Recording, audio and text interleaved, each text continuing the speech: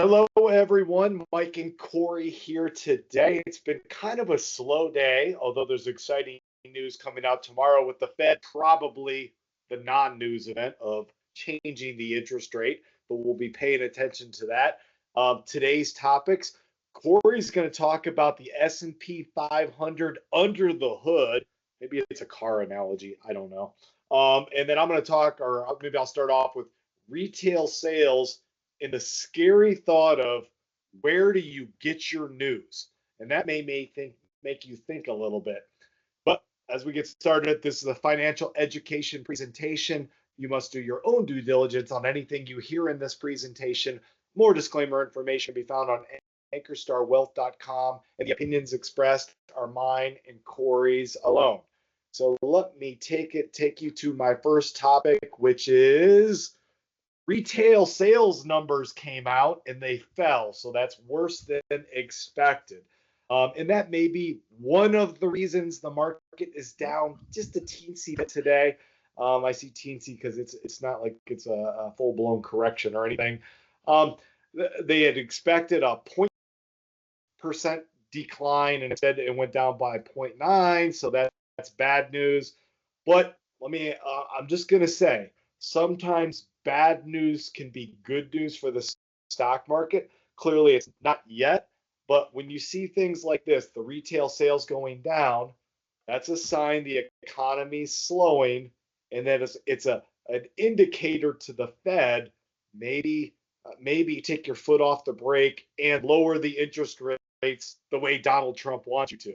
So if they came out and lowered the interest rates tomorrow, one, and that would be surprising, but two, probably the market would receive that as good news. That means there's less expensive money, cheap money, that companies can use to invest.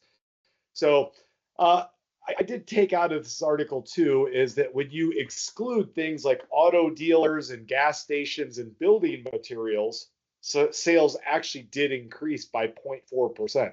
So maybe the news isn't as dire as they like to make that seem.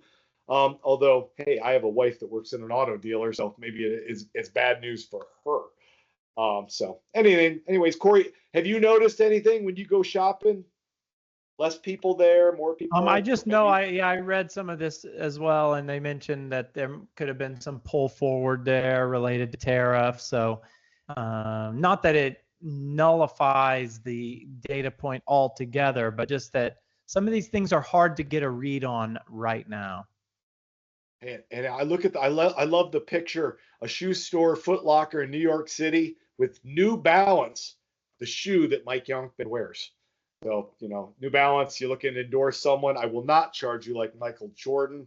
You could just give me free shoes, and I'll mention that I do wear your shoes already. So, anyways, my next thing I wanted to cover, and this scares me a little bit when I first read the article, and then I thought, what are Corey and I doing right now? We're making a social media newsworthy thing. Like, we're putting out content. Social media becomes the main source of news for the first time. So the Wall Street Journal, I got one, and the cable news by social media and podcasts.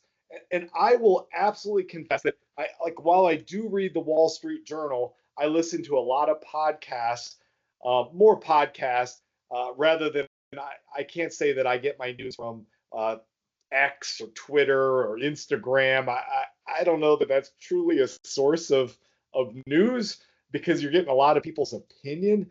But if I was a newspaper writer, a journalist, I might have some concerns here because social media has taken over. So I just thought it was an interesting article.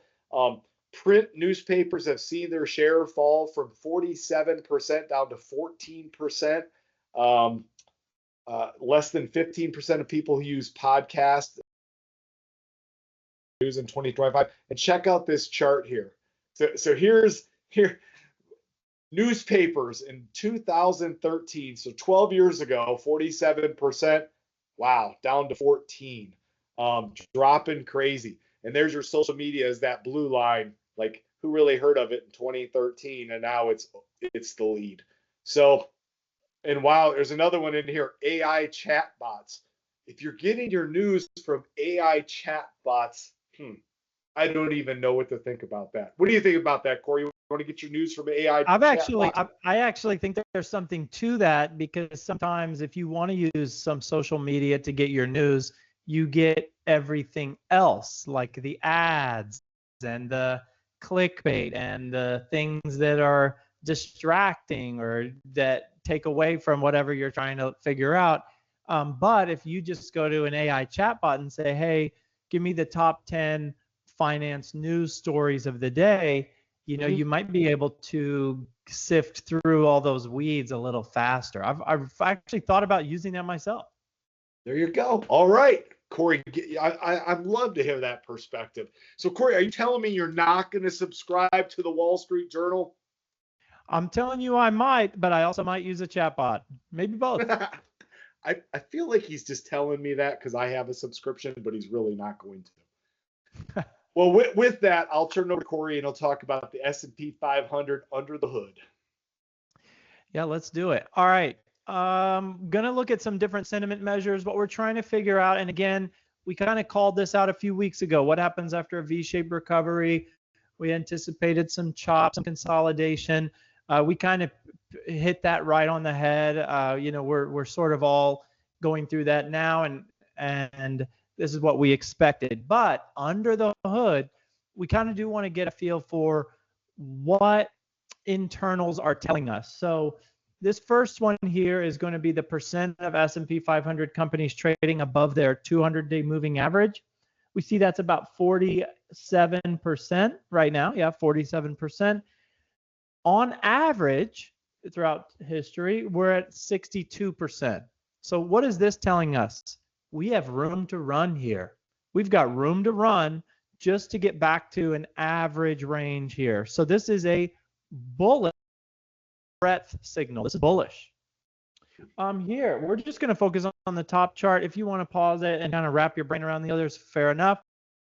We're going to look at that top one. This is a Yardeni chart. They pick 4 of the S&P 500 sectors.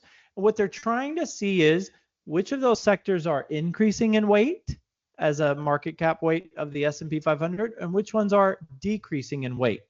So you've got consumer discretionary, consumer staples, healthcare, and information technology. 2 of them are turning up, meaning they're getting heavier. 2 of them are turning down. The 2 that are getting heavier, consumer discretionary, that's bullish. And information technology, that's bullish.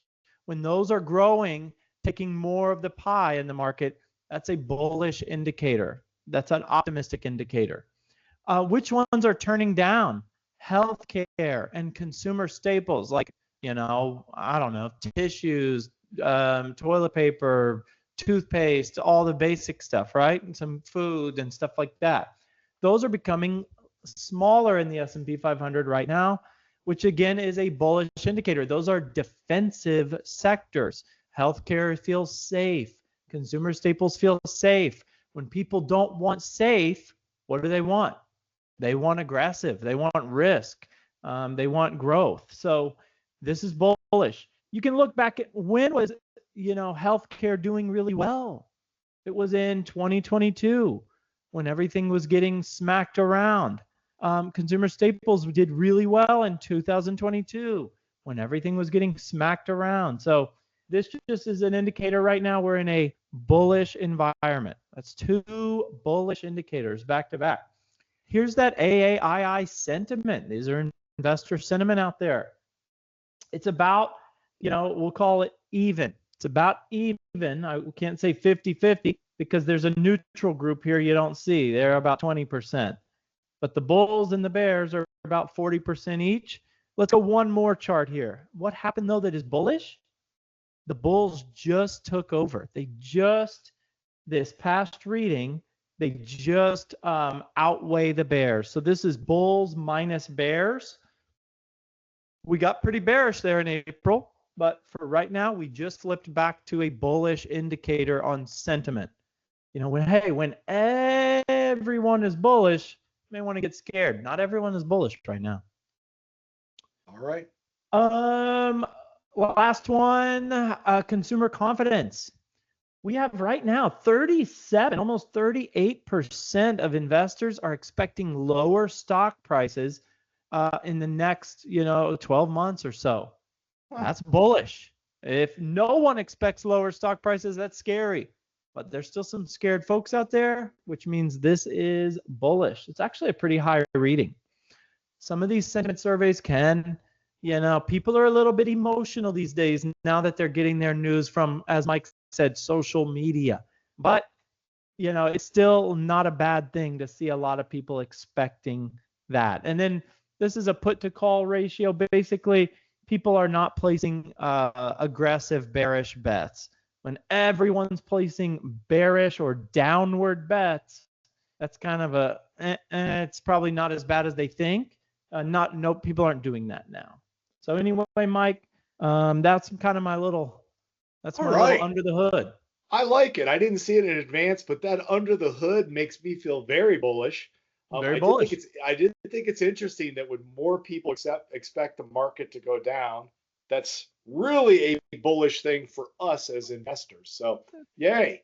So now if you're getting your news from social media in you're smarter thousands of subscribers and viewers of this podcast, you're smarter now, and you got that bullish under the hood view from Corey. So, that's right. Thanks, everybody. I'm sure tomorrow we'll be talking about the Fed. Have a great one.